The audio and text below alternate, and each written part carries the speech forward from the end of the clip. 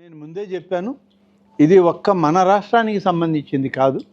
పాండిచేరి, తమిళనాడు, ఆంధ్రప్రదేశ్ 3 రాష్ట్రాలకు సంబంధించిన సమస్య.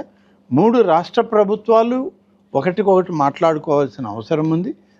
ఇంకొక విషయం కూడా ఏంటంటే, 3 రాష్ట్రాల మధ్య సముద్రపు జలాల్లో ఉన్నటువంటి సమస్య కాబట్టి కేంద్ర ప్రభుత్వం కూడా దీనిలో ఇన్వాల్వ్ అయ్యి వాళ్ళు కూడా ఇంటర్ఫేర్ అయ్యి ఈ 3 రాష్ట్రాల కార్యక్రమాన్ని సమన్వయం చేసి ఎవరి హద్దులు వాళ్ళు చట్ట ప్రకారం ఇప్పటికి ఉన్నాయి, ఆ హద్దుల్ని ఖచ్చితంగా మీరెవరు దాటడానికి లేదు.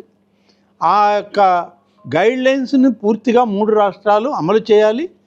చేస్తే దీనికి కఠినమైనటువంటి పర్యవసానం ఉంటుందనేటువంటిది కేంద్ర ప్రభుత్వానికి కూడా మనం కూడా రిక్వెస్ట్ చేయడానికి ప్రభుత్వం ఇప్పటికే ముఖ్యమంత్రి గారు అధికారులను పరిశీలించమని చెప్పారు.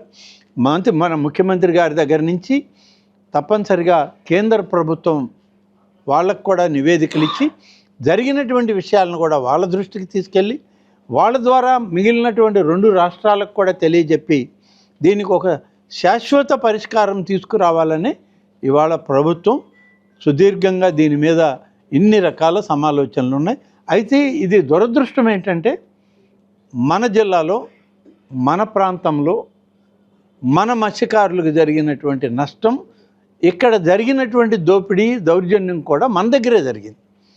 ఇది మొత్తం రాష్ట్రంలో ఉన్నటువంటి మత్స్యకారులందరికీ ఆవేదన ఉంది.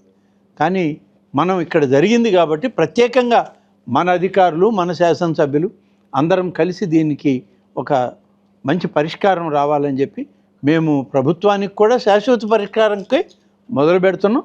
తప్పనిసరిగా దీనికి శాశ్వత పరిష్కారం ఇచ్చి మన మత్స్యకారులకి, మన మత్స్య సంపద వాళ్ళకే దక్కే విధంగా ప్రభుత్వం చర్యలు తీసుకుంటుంది. ఆంధ్రప్రదేశ్ రాష్ట్రంలో కోస్తా తీరం ఎక్కువ. ఈ ఎక్కువగా ఉన్నటువంటి ప్రాంతంలో ఉన్న ఈ మత్స్యకారులు ఇసుకపల్లిలో ఆపినటువంటి బోట్లని తరలించుకుపోవడం అనేది కొంచెం వాళ్ళందరూ మనస్తాపానికి గురి కావడం, అందరూ కూడా దీని మీద ఆయా ప్రాంతాల్లో ప్రభుత్వ ప్రతినిధులకి వాళ్ళకి చెప్పడం జరిగింది. దీని మీద ఇటీవల కాలంలో 18వ తేదీ ఇసుకపల్లిలో నుంచి 4 బోట్లు తరలించుకుపోవడం, జువ్వలదిన్న ఫిషింగ్ హార్బర్లో ఉన్నటువంటి ఆ బోట్లు 4 బోట్లను తరలించుకుపోవడంతో జిల్లా అధికార యంత్రాంగం దృష్టికి కూడా రావడం, వెంటనే రాష్ట్ర ప్రభుత్వానికి నివేదించడం, రాష్ట్ర ప్రభుత్వంలో దీన్ని సీరియస్గా ఇటువంటి విషయాలు జరగకూడదు, మనం ఏమాత్రం కూడా మన రాష్ట్ర పరిధిలో ఉన్నటువంటి మత్స్య సంపద మన మత్స్యకార కుటుంబాలకి అందాలే తప్ప ఇతరుల ఎవరి జోక్యం మనకు ఉండకూడదు అనేటువంటి ఆలోచన కూడా దీని మీద రావడం జరిగింది. దీని మీద ఒక టాస్క్ ఫోర్స్ను కూడా వేయాలనేటువంటి ఆలోచన తీసుకోవడం ప్రభుత్వం.